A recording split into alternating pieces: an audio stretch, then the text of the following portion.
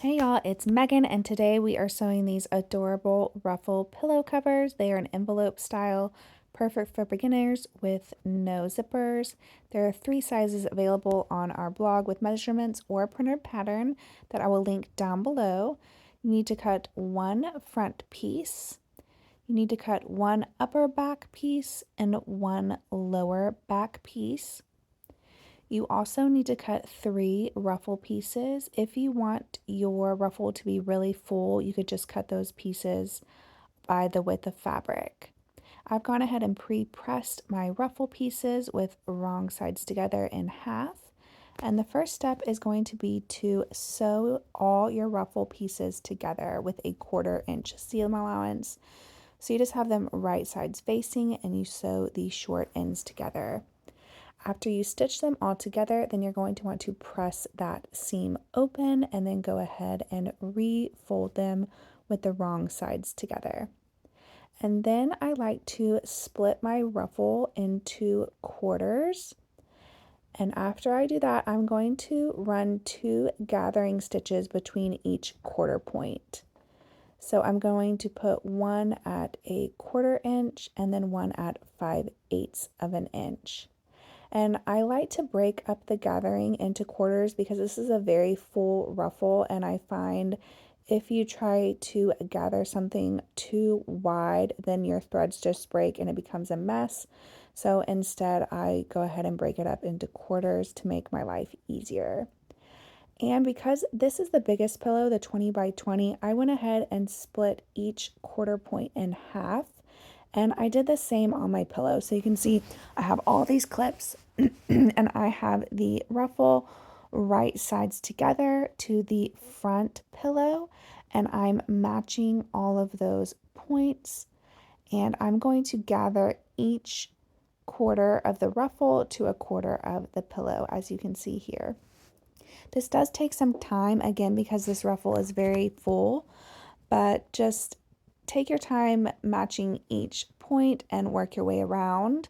And once you have it all gathered to fit your pillow, then you are going to baste the ruffle to that front pillow. And the seam allowance here is 1/2 of an inch on when we're sewing the pillow later. So I do a 3/8 of an inch baste, just so I don't have to worry about pulling one more stitch out. Once I have this sewn, then I'm going to take it to my ironing board and I'm going to give it a really nice press so that all my gathers and ruffles look pretty. And then you're going to set that aside for a moment, and we're working on our back pieces now.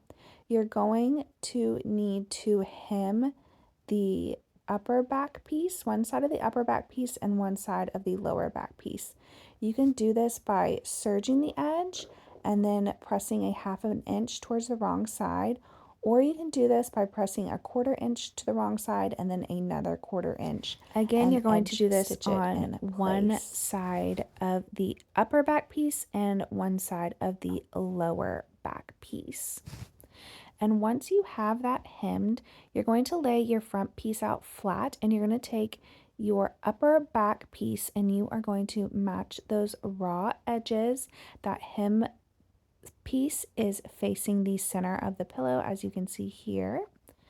And then you're going to do the same thing. Once you have this pinned, then you're going to take the lower back piece with the hemmed portion towards the center and you're going to pin it to that front pillow, and the lower back piece will overlap the upper back piece by about 3 inches.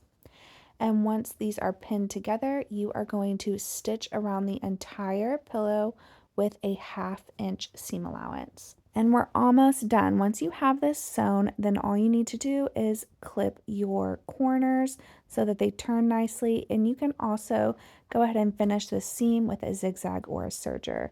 Then you just need to remove your gathering stitches and give your pillow cover a nice press.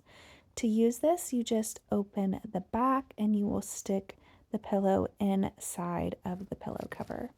As always, if you make one, we would love to see them posted in our Facebook group or tag us on Instagram at Made for Mermaids, #MadeForMermaidsPatterns.